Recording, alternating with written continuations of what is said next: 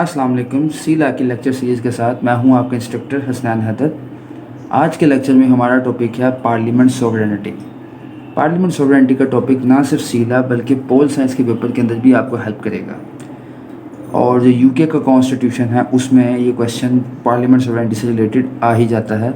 वो उसके जो जो एस्पेक्ट हैं वो मैं सारे इस लेक्चर में कवर करने की कोशिश करूँगा। तो स्टार्ट लेते हैं कि पार्लियामेंट सोवरेनिटी का मतलब क्या है। पार्लियामेंट सोवरेनिटी का मतलब है कि पार्लियामेंट यानी लेजिस्लेटिव बॉडी जो है वो एब्सोल्यूट सोवरेन है उस कंट्री की। ये जो फीचर है ये यूके की पार्लियामेंट का है। Parliament is supreme over all other government institutions, यानी जुडिशरी हो या कोई भी इंस्टीट्यूशन हो, उन सब से ऊपर कौन है जी? पार्लियामेंट। इट कैन क्रिएट और एंड एनी लॉ, ये कोई भी लॉ बना सकती है और कोई भी लॉ ख़त्म कर सकती है। ये पार्लियामेंट सोवरेनिटी की बेसिक डेफिनेशन है।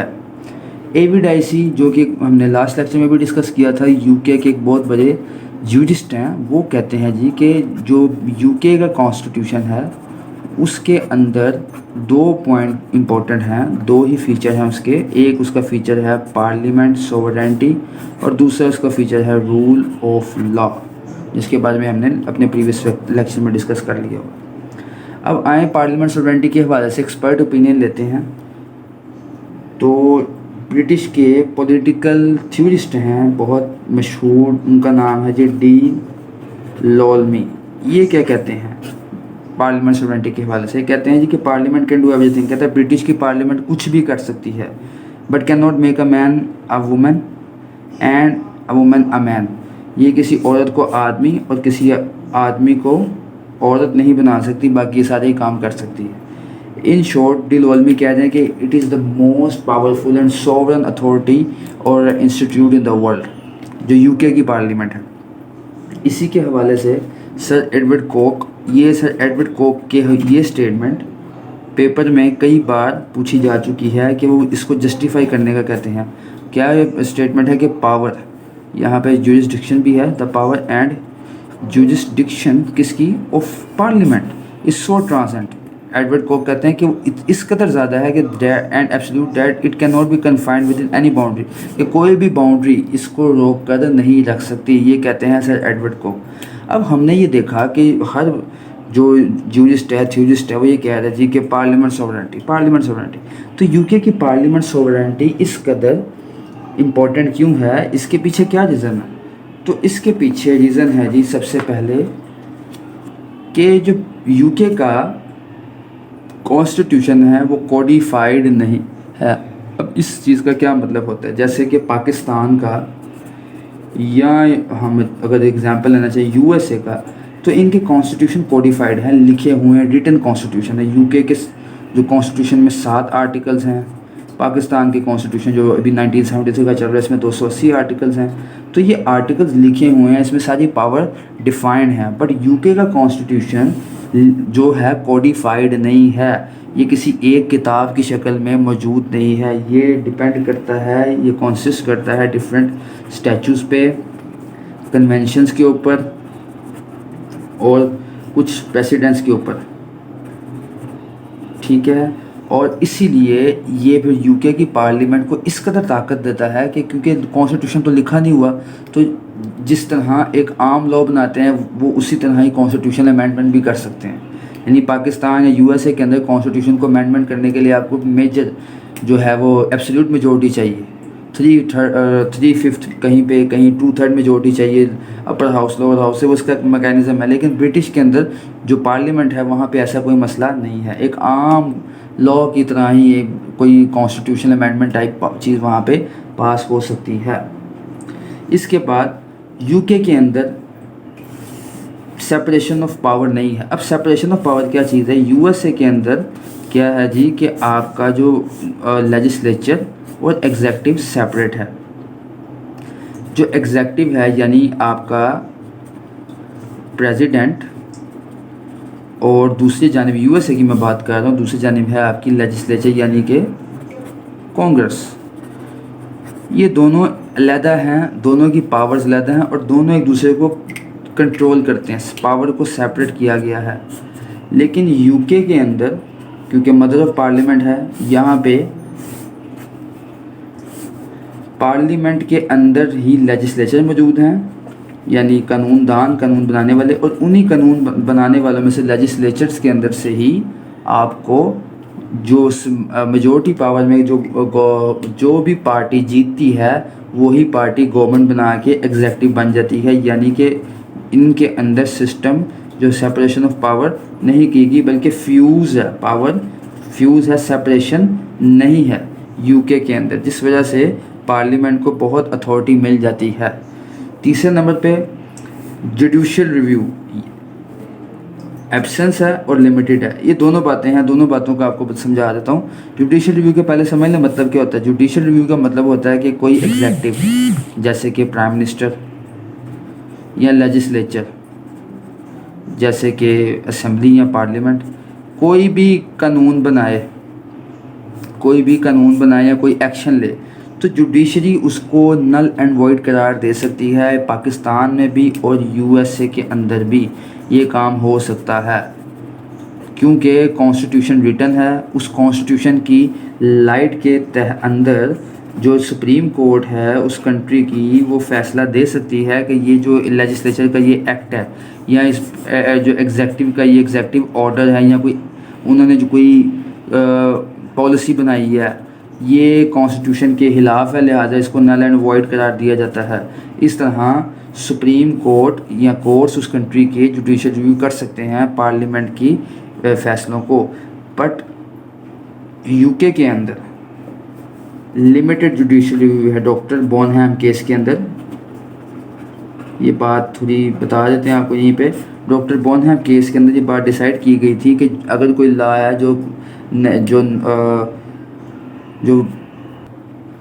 अगर कोई लॉ ह्यूमन नेचर के या ह्यूमन रैशनल के ख़िलाफ़ है तो डॉक्टर बोनहैम केस में डिसाइड किया था कि उस मुल्क के जो वहाँ पे कोर्ट्स हैं उसको नल एंड वॉइड कर सकते हैं, but on the other hand जो हमारे पास एक केस है उसका भी जिक्र यहाँ कर लेते हैं, आगे भी आपको जाके वो बताऊँगा। Picking versus board of railway, उसके मुताबिक ब्रिटिश बोर्ड रेलवे उस मुल्क के अंदर जुडिशियल रिव्यू है ही नहीं यूके के अंदर। तो ये जो लिमिटेड जुडिशियल रिव्यू या एब्सेंस ऑफ जुडिशियल रिव्यू, इन दोनों के तहत जुडिशियल रिव्यू काफ़ी वीक है और लिमिटेड है यूके के अंदर। अदालतें उस कदर आज़ादी से फ़ैसला नहीं कर सकती जैसे वो यूएसए या पाकिस्तान में करती हैं। इसके बाद हम अपने जो क्वेश्चन पे आते हैं कि एविडाइसी पार्लियामेंट सोवरेनिटी के बारे में क्या कहते हैं। एविडाइसी जूरिस्ट वो कहते हैं 3 पॉइंट देते हैं। पहला पॉइंट है कि parliament can legislate on any subject matter. Parliament किसी भी सब्जेक्ट मैटर पे कानून बना सकती है। और वो क्या क्या कर सकती है। It can alter it's term, कहता है वो अपनी टर्म ही बदल सकती है। कैसा टर्म बदल सकती है। ये एक एक्ट आया था सबटेनियल एक्ट। इस एक्ट के तहत पार्लियामेंट ने अपनी टर्म, अपनी जो मुद्दत को ही बदल दिया। और ये एक्ट आया था 1716 के अंदर, जो पार्लियामेंट ने अपनी जो टर्म है उसको 3 से 7 साल कर दिया था। इसके बाद ये अपनी पावर खुद बदल सकती है। कैसे कि पार्लियामेंट एक्ट 1911 और 1949 के तहत जो हाउस ऑफ लॉर्ड यानी जो अपर हाउस है यूके का, उसके अंदर इन एक्ट के मुताबिक उसकी पावर को कर्टेल किया गया, कम किया गया, और उनको जो डिलेइंग टाइम था वो कम कर दिया गया। और कितना कम कर दिया गया, 2 साल कर दिया गया 1911 के अंदर, और 1949 में कर दिया गया 1 ईयर।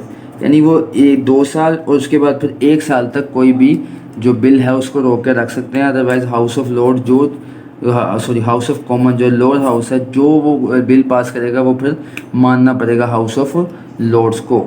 इसके बाद कहने इनेक्ट लॉ रेट्रोस्पेक्टिवली। पूरी दुनिया में होता है कि लॉज जो हैं वो रेट्रोस्पेक्टिवली इम्प्लीमेंट नहीं हो सकते, यानी लॉ माजी एक ऐसा कानून बनाया जाए हाल में जो माजी के किए गए किसी गुनाह पर इम्प्लीमेंट हो, इसे रेट्रोस्पेक्टिवली कहते हैं। लेकिन ब्रिटिश पार्लियामेंट ने ये भी किया हुआ है। और वार डैमेजेस एक्ट के अंदर 1965 में इन्होंने ये वॉरगेट क्लास की तरह ये थी एक्ट, और इसके अंदर ये सारे जो है वो प्रीवियस लोगों पे मुकदमे चलाए गए थे इसके अंदर। इसके बाद इस पॉइंट के ऊपर क्रिटिक भी है। क्रिटिक क्या है कि इफ़ेक्टिवनेस की बात होती है कि भाई आप लॉ तो बना सकते हैं, इफ़ेक्टिवनेस उसकी कितनी है। इफ़ेक्टिवनेस डिबेट आती है क्या है कि आप लॉ कोई भी बना लेंगे, आप ये कहते हैं जी कि रात 12 बजे आज से ऑफिस लगे, तो क्या लोग इम्प्लीमेंट करेंगे, क्या लोग 12 बजे ऑफिस आएंगे? इस बात को लेस्ले ग्रीन कहते हैं कि आप ये लॉ तो बना सकते हैं यूके के अंदर कि ब्लू जो आइट बेबी हैं उन्हें आप किल कर दें, लेकिन आप ऐसा कर नहीं सकते क्योंकि ये चीज़ इफेक्टिवली आप इम्प्लीमेंट नहीं कर सकते। इफेक्टिवली इम्प्लीमेंट आप नहीं कर सकते। इसके बाद एविडाइसी का सेकंड पॉइंट आता है, वो कहता है जी कि parliament is not bound by it's predecessor nor can bind it's successor. कि पार्लियामेंट को, कोई पार्लियामेंट अपने पिछले हुकूमत से बाउंड नहीं हुई और ना कोई पार्लियामेंट अपने आने वाली पार्लियामेंट को बाउंड कर सकती है। यानी पार्लियामेंट की पावर्स जितनी हैं ना उसको पार्लियामेंट खुद भी कम नहीं कर सकती। ये एविडाइसी बात कर रहे हैं। और इसके अंदर हम सर एडवर्ड कोक की जो कोटेशन मैंने आपको पहले भी बताई है वो बिल्कुल आप इफेक्टिवली यहाँ पे भी यूज़ कर सकते हैं कि सर एडवर्ड कोक यही कहते हैं कि पार्लियामेंट की पावर इस कदर ज़्यादा है कि इसे किसी भी तरह बाउंड नहीं किया जा सकता। अब इसकी क्रिटिक में डॉक्ट्राइन ऑफ इम्प्लाइड रिपील है जी। ये डॉक्ट्राइन ऑफ इम्प्लाइड रिपील क्या कहती है कि कोई भी जो कोर्ट्स है ना कंट्री के, वो फैसला करते हुए अगर एक चीज़ पर दो लॉ मौजूद हैं, दो बातें मौजूद हैं, तो वो पहली वाली बात नहीं बल्कि दूसरी वाली बात, बाद वाली बात को प्रेफर करेंगे और उसके जो लेटर स्टैचू के मुताबिक ही उस केस का फैसला देंगे। इसके अंदर आपके पास जो केस स्टडी है या केस इन पॉइंट है वो है जी Ellen Street versus Minister of Health. इसके बाद एविडाइसी का थर्ड पॉइंट है कि no one including the courts can challenge the validity of the act of parliament. कि पार्लियामेंट के किसी कानून को कोई भी नहीं रोक सकता चाहे वो कोर्ट ही खुद क्यों ना हो। जैसे अभी मैंने आपको बताया है कि लिमिटेड या जो एब्सेंस ऑफ जुडिशियल रिव्यू में डॉक्टर बोनहैम केस तो कहते हैं लिमिटेड जुडिशियल रिव्यू है, लेकिन Pickin versus board of railway, British board of railway के मुताबिक उसमें कहते हैं कि the court in this country, कहता है हमारे मुल्क इंग्लैंड के जो कोर्ट्स हैं हैव नो पावर, उनके पास ताकत ही नहीं है to declare any enacted law to be invalid, कि किसी भी लॉ जो पार्लियामेंट से निकल गया है उसको वो इनवैलिड करार दे दें। ये कौन, किस केस में ये बात आई थी? ये picking versus British railway board के अंदर ये बात आई थी जी, जिससे ये पता चलता है कि जो इंग्लैंड के अंदर है वो जुडिशियल रिव्यू अगर है भी तो बहुत लिमिटेड सा है और जो पार्लियामेंट की पावर कोर्ट से भी ज़्यादा है। इसके बाद हम डिस्कस करते हैं कि कुछ लिमिटेशन है पार्लियामेंट सोवरेनिटी के ऊपर, पार्लियामेंट की ताकतों के ऊपर किसी लिहाज से कुछ ना कुछ लिमिटेशन भी है। पहली लिमिटेशन है कि ह्यूमन राइट्स एक्ट, ये पार्लियामेंट ने अपने ऊपर खुद ही ये जुल्म किया हुआ है और इन्होंने जो यूरोपियन यूनियन के जो ह्यूमन राइट कन्वेंशन थी उसके अंदर इसको मान के तो ह्यूमन राइट्स के हवाले से इंश्योर करवाया कि कोई भी ऐसा लॉ इनके मुल्क में नहीं बन सकता जो ह्यूमन राइट्स के खिलाफ हो। इस हवाले से joint committee on human rights भी बनाई गई है। जॉइंट कमेटी से मुराद है हाउस ऑफ कॉमन और हाउस ऑफ लॉर्ड्स, दोनों के मेंबर इस कमेटी में होंगे जो कि कोई भी जो बिल आएगा उसको चेक करेंगे आया इसके अंदर कोई ऐसा पॉइंट तो नहीं है जो ह्यूमन राइट्स के खिलाफ हो। सेकंड पॉइंट है कि devolution of power to constitution unit. Constituent unit से मुराद है कि छोटे यूनिट जैसे यूके के कॉन्स्टिट्यूएंट्स ऑफ वेलिश असेंबली उन्होंने बनाई है जी, और इसके साथ साथ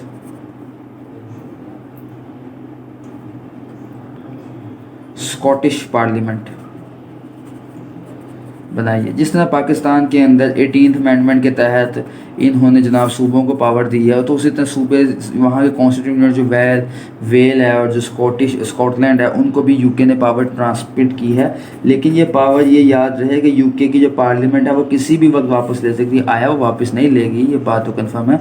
लेकिन ये भी यूके की पार्लियामेंट सोवरेनिटी को शो करती है कि वो अपनी पावर खुद चाहे तो पावर अपनी कम कर सकती है, डिवॉल्व कर सकती है, जो डेमोक्रेसी है उसको इम्प्रूव कर सकती है।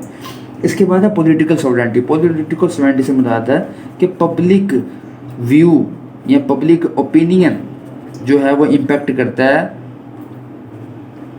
जो पार्लियामेंट के फैसलों, क्योंकि पार्लियामेंट के अंदर जो लोग हैं वो आए हैं डायरेक्ट वोट के साथ। अब डायरेक्ट वोट के साथ आएंगे तो 4-5 साल बाद जब हुकूमत पूरी होगी तो वापस जाना पड़ता है अवाम में, और अवाम उसी को वोट देगी जिन लोगों ने 5 साल उस पार्लियामेंट में बैठ के लोगों के हक़ की बात की।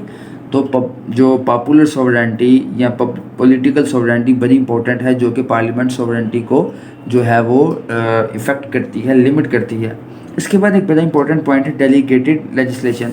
अब ये क्या चीज़ है? देखिए, पार्लियामेंट के अंदर जब लोग बैठे हैं, जो एमपीज़ बैठे होते हैं, एमपीज़ जो हैं इनमें से कुछ स्पेसिफिक फील्ड के लोग, डिफरेंट फील्ड से लोग ताल्लुक़ रखते हैं। अब कोई ख़ास बिल है जो हेल्थ के ऊपर है, तो बिल स्टार्ट तो इनिशिएट तो पार्लियामेंट में होना चाहिए, लेकिन पार्लियामेंट में बिल को इनिशिएट करके डिपार्टमेंट भेजते हैं, और डिपार्टमेंट वाले जो लोग हैं वो इसके ऊपर इन डिटेल काम करते हैं जो उस पार्टी के हैं, और वो बिल दोबारा आता है असेंबली में। यानी बिल जो इनिशिएट होता है वो उस बाउंड्रीज़ के अंदर बनाते हैं ताकि जो एग्जेक्टिव है जो कि उसको ईज़िली इम्प्लीमेंट कर सके। इसके बाद हमारा जो नेक्स्ट पॉइंट है वो role of media. Media public opinion को बहुत ज़्यादा इम्पेक्ट करता है, और पब्लिक ओपिनियन जो है वो फिर आगे 5 साल बाद वोट जो लेने हैं, तो इस तरह मीडिया पे जो खबर चलती है, जैसे कि रिसेंटली जो प्राइम मिनिस्टर बोरिस जॉनसन थे, उनके खिलाफ उन्होंने कोविड-19 के लॉकडाउन के दरमियान एक पार्टी की और अपना जो लॉकडाउन के जो SOPs हैं उनको वायलेट किया। इस बेस पे उनके खिलाफ काफ़ी क्रिटिक उठी मीडिया के अंदर, लोगों ने सोशल मीडिया पे भी काफ़ी लिखा, जिससे पार्लियामेंट सॉवरेनिटी को इम्पैक्ट इस तरह पहुंचा कि पार्लियामेंट का जो ये लीडर ऑफ द हाउस है वो तो प्राइम मिनिस्टर था, और वो सोशल मीडिया की कंपेन से इफ़ेक्ट हुआ, यानी पार्लियामेंट सॉवरेनिटी इफ़ेक्ट हुई। लास्टली है इंटरनेशनल ट्रीटीज़।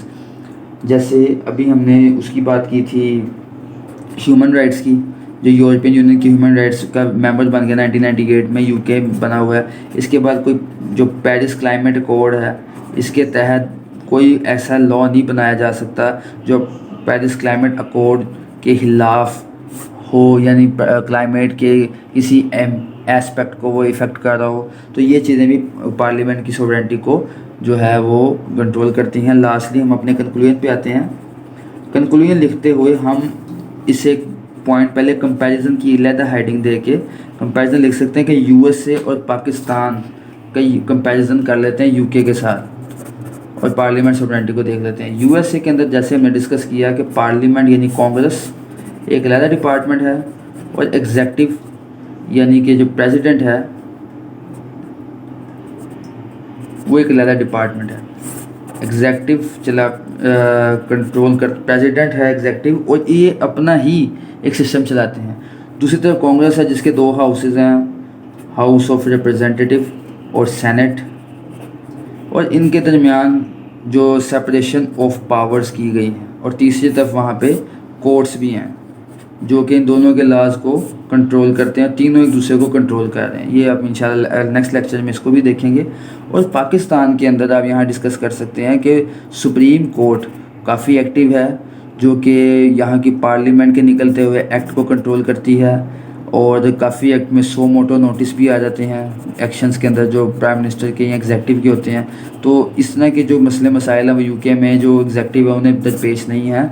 वहाँ पे जो सुप्रीम कोर्ट है वो इस कदर जो है वो एक्टिव नहीं है, लेकिन वहाँ जो पार्लियामेंट है वो बहुत सोवरन है, और पार्लियामेंट में जो क्वेश्चन आंसर सेशन होता है उसके अंदर ही अकाउंटेबल करते हैं वो अपने मिनिस्टर्स को, अपने प्राइम मिनिस्टर को।